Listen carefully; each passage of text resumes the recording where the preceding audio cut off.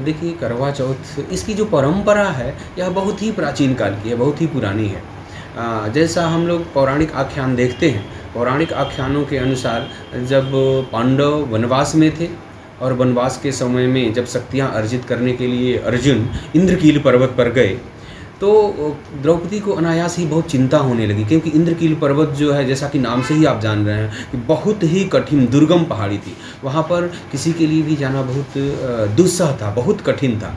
तो जब अर्जुन उस पर्वत पर तपस्या करने के लिए गए तो द्रौपदी को चिंता होने लगी कि इनके आयु की रक्षा कैसे होगी, इनके आरोग्यता की रक्षा कैसे होगी, क्योंकि बहुत दुर्गम पहाड़ी है, वहाँ पर इनके जान जाने का संकट है। तो फिर वो चिंतित होकर के भगवान कृष्ण से इसका उपाय पूछे कि हमारे पति की रक्षा कैसे होगी। तो भगवान श्री कृष्ण ने इनको इरावती की कथा सुनाई। वीरावती की, एक वीरावती स्त्री थी, ब्राह्मणी कन्या, जिसने अपने पति का प्राण 1 वर्ष के बाद प्राप्त कर लिया था इस व्रत के प्रभाव से।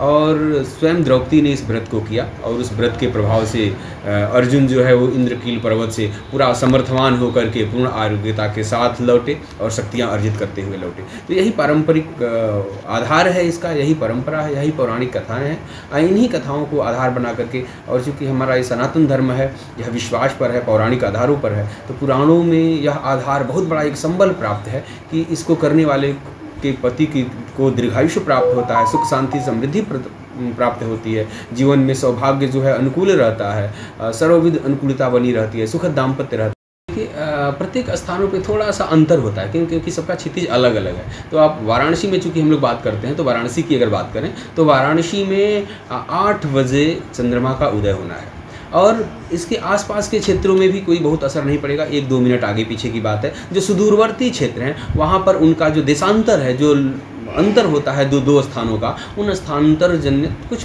समय आगे पीछे हो सकता है। तो ऐसी स्थिति में 8 बजे चंद्रोदय का समय निश्चित। सर, इसमें एक चीज़ और होता है कि महिलाएं 16 श्रृंगार करती हैं, पीछे कारण क्या होता है, इसके पीछे क्यों? देखिए, इस दिन जो है वो हमारे यहाँ बताया गया कि सौभाग्य का व्रत है, और पूर्ण सौभाग्य हमारे यहाँ 16 कलाओं का पूर्ण श्रृंगार है। तो पूर्ण श्रृंगार करने के बाद से पूर्ण सौभाग्य का जो सूचक है उससे श्रृंगार करते हुए और पूर्ण स्वरूप में अपने पति के, अपने सौभाग्य की प्राप्ति के लिए ये व्रत करती हैं। अर्थात जो ये इनका 16 जो ये श्रृंगार है, वो श्रृंगार अक्षुण्ण तब बना रहेगा जब पति आरोग्यतापूर्ण दीर्घायुष्य रहेगा पति का। तो उसी के लिए, उसके प्रतीकात्मक के रूप में पूर्ण भाव से पूजन करने के लिए अपने आप को पूर्ण रूप से वो समर्पित करते हैं, पूर्ण रूप से तैयार होते हैं।